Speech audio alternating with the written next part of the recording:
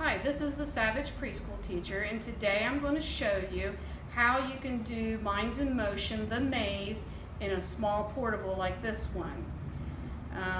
First thing that you have to be able to do is set the different stations up. So this is how I've set my stations up. Over here, I have the strong arm, which is, this shows you just in the book how to do it.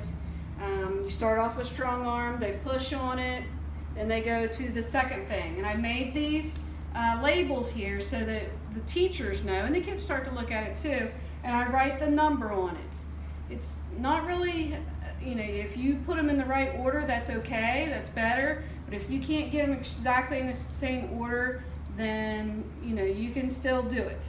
Still effective. So Beanbag Boogie will come next. Here's the beanbags. So they just do that next. Then the next thing they're going to do is they're going to come over here. This is where I will be. I do the eye to eye with them. After this one, then they come over this way. They do the jelly roll. So they're going to roll on the carpet all the way over, back and forth. Then after jelly roll, they come over here. They're going to crawl across the mat. Okay, so they go across the mat. Then the next thing is monster mash.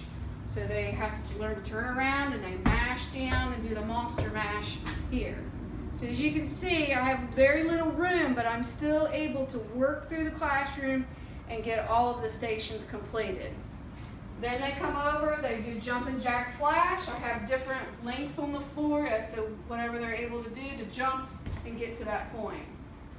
Then next, they will do the crosswalk from here, and that's where they have to go, switch their legs, keep going till they get over to here. Then they have the balance beam. They get on it, do the balance beam. And then next is this one, this other balance beam. They walk through here. And then this is the sidewalk where they go sideways.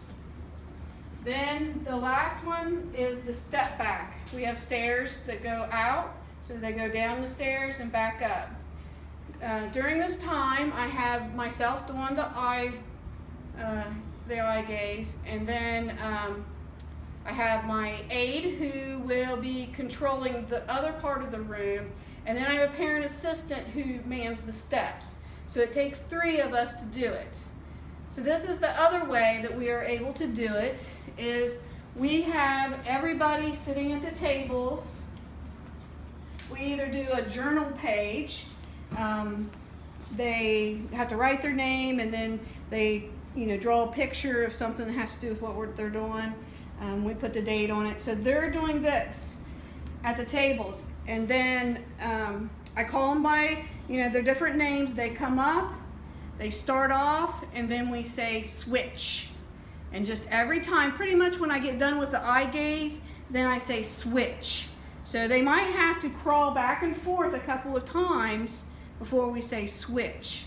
So most of them are going to be in motion going, but when they're not, then they come back and they sit at the tables, they do journals, or we also have dry erase. This is another activity where they can trace their name a couple of times. So I have something at the tables to keep them busy while they're not doing the maze. That's good classroom management, to keep them so that they're always doing something. This is how I do it, and all of you that are out there saying, I can't do it in a small portable. I did it from January to May last year. It was very productive. I had some that couldn't do anything, and now they're pretty much doing it on their own. Their attention was better, they were sleeping better. There was just so many benefits that I saw of it just by doing it for that short amount of time. So I'm not going to begin mine for a couple more weeks because just trying to get them into the routines and such. But this is how I do it. It can be done. I have one of the smallest classrooms in Kanawha County. So good luck, and I encourage everyone to do the maze.